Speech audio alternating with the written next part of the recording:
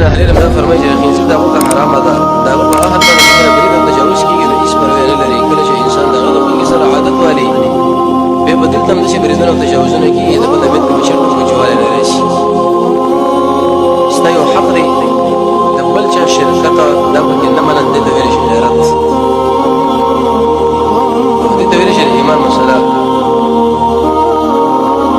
د نبی کریم علیه الصلاه والسلام باندې احادیث وګورئ او د بعض علماء آثار او به صفه دي کله چې دا صفات په انسان کې موجود شي د الله په دین باندې غیرت کول او د الله په دین باندې خپل سر تیرېدل نو د انسان په رسول الله فرمایي جنت پر باندې لړ شي او که سره دا خبر کې جرمان اثر دې بچ کړي شي اگر که دین د انسان تخریب کړي شي او غریب برباد کړي شي د رسول الله سنت ختم کړي شي نو یا ساده جنت ته دربه ګران دي عائشہ رضی الله عنها فرمایي دا د عائشہ غیرت لګوري وېزمان او بته نبی کریم علیه الصلاه والسلام زما سره وی په دې وخت کې دا اوته زما د کوټینا نو مال ډېر غیرت راغی فغیرت علیه مور من غیرت وکړي شنو بس زما د څنګه د بلی بیبي سره وخت تیری ځکه دا انسان په طبيعت کې خبره پرته ای ودا پر اوته نو زمام کته چې سړی څه کوي وېزه به ورالم ما ویل یا رسول الله وهغه چې کله راغله زما سره دوی خطه پورته کېده څنګه په منډه باندې رالم زما پوښتنه وکړه چې دا ولې مې شنه اسی وی بهم وما دا خبر وکړه چې زما دا نوبت ده لکه چې بلی بیبي سره چره تیرې وي چې نه جبريل زما خو لراغه خوشون کې موت دوړ په یوځي کې او د حیا د وجه نه مال اشاره وکړه د الله سره بندګي مې کوله بده باغ کې یا بده ځکه ابو هريره سے فرمایي چې رسول الله فرمایي دي زموږ د الله غیرت ده دی اغم غیرت کوي چې مؤمن انسان کم ځای کې الله بند کړي دی او انت ورشنه بده باندې الله خبر کوي دا ګناه زموږ د الله بد راځي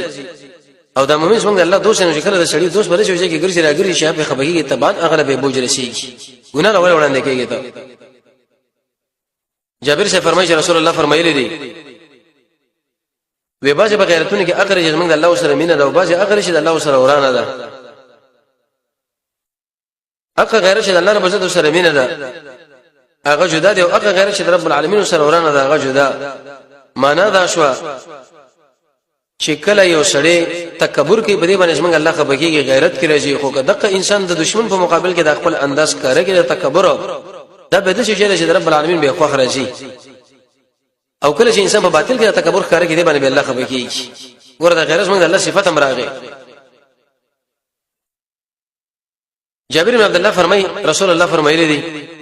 وی جنت ته داخل شو وېزمن وړاندې د یو انسان د خو اوازونه او کشارو ته پوښ موږ چې دا څو دی دا بلال لې اغله مور چې بلال دا کوم عمل ته کوي ویل چې کله او د شو کوم دغه نور څه به دوه راګه مونږ کوم به بری بغل کې موقع ته چې ډیرو مزیدار بلډینګ دی تعمیر دی او دغه به مخ کې ډیرو کې صح اور نه سره وختونه موږ چې دا چیرې بار دی عمر ابن الخطاب اراده مې دا و چې زه کور لور داخل شوم خو د عمر غیرت شکل راځي چې ایستره ورسره شو ګور عمر سے عمر غیرتی